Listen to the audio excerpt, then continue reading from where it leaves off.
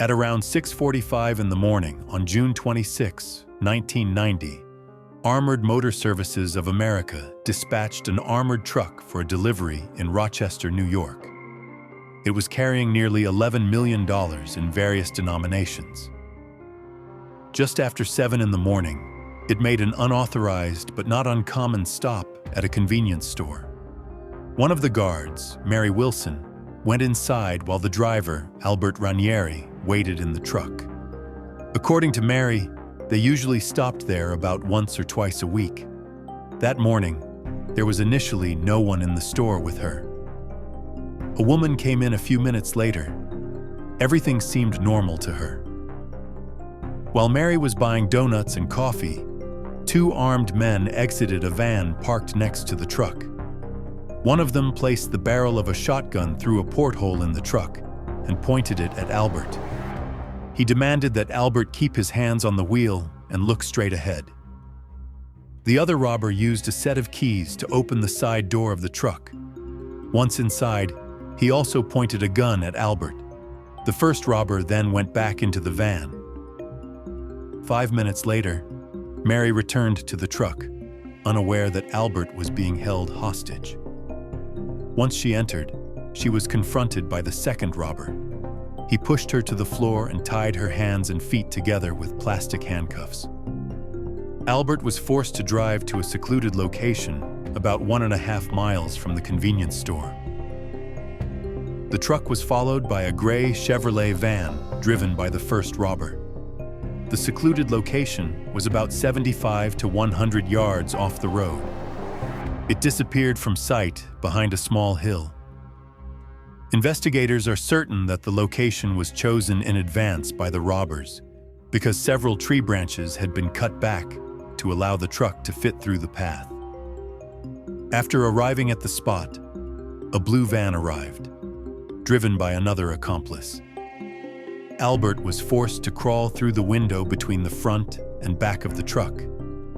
He was then bound, gagged, and placed on top of Mary.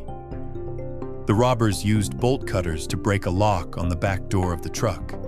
They then quickly loaded the $11 million in cash into the blue van. The money weighed about 2,000 pounds total. It included $1 million in $100 bills and $8 million in $20 bills, along with other smaller denominations.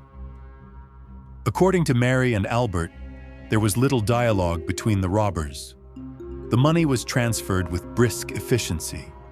It is believed that it took between 5 and 10 minutes to move all the money. After the robbers loaded the money into the van, they left the scene. Mary feared that the robbers would come back and kill them. She waited until she could no longer hear their voices. She then began to try to free herself. After 15 minutes, she was able to rip through the plastic handcuffs. Unable to free Albert from his restraints, she drove the truck to company headquarters and reported the robbery. The next day, the blue getaway van was found abandoned 5 miles away. $13,000 in small bills were left behind. The rest of the money was missing. Investigators determined that at the time, the robbery was the largest on-the-road armored car robbery in United States history. They believed that the heist may have been an inside job. A conveniently broken porthole allowed one robber to hold Albert at gunpoint. Another used a key to open the side door of the truck. Both men wore clothes that were nearly identical to the uniforms worn by company employees. Only a limited number of people knew about the enormous amount of untraceable cash being transported that day. Investigators have been hindered by the lack of physical evidence in the case. However, they received several eyewitness reports of suspicious activity in and around the area at the time of the heist. Based on these reports, they created composite drawings of possible suspects. The first suspect, on the left, was seen the day before the robbery lurking near the site where the truck was emptied.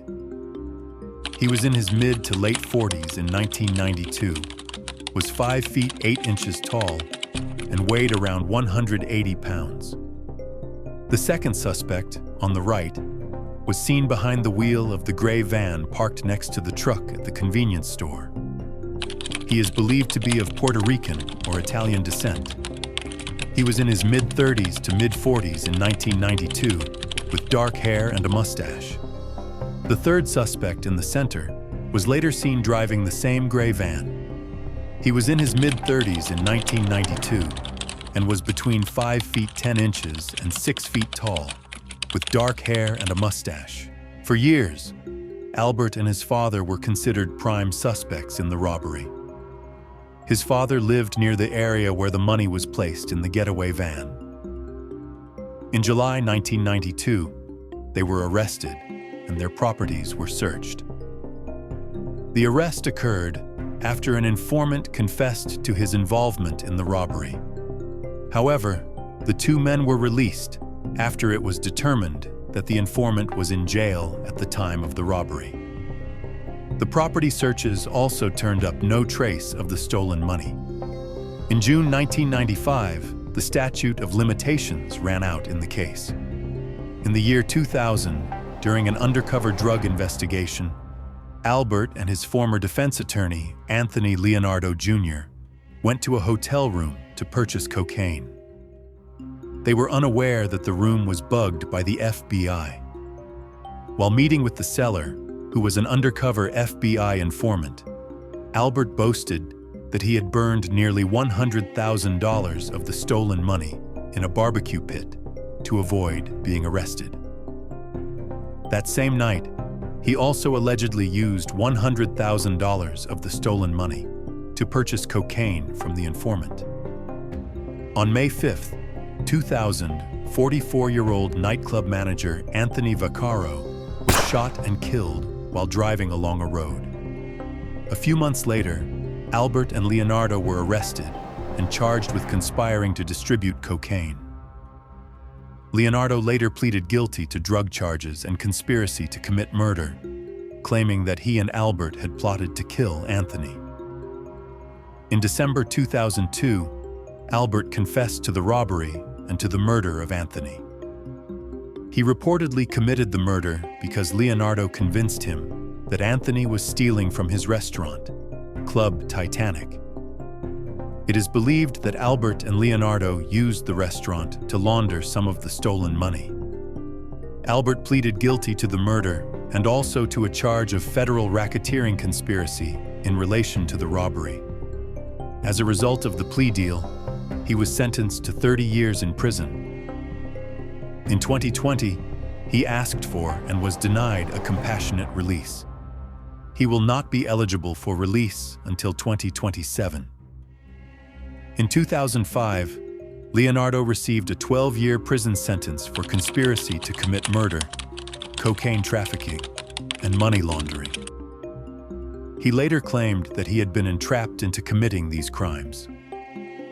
Leonardo was released on parole in 2013. Albert has never named his accomplices. Only $87,000 of the $11 million has ever been recovered. He claimed that he spent more than $650,000 on drugs, stocks, and a limousine business. It is believed that some of the money was also laundered through various businesses. Albert, who is now 59 years old, was released early in mid-April 2024, possibly due to factors such as good behavior or sentence reductions.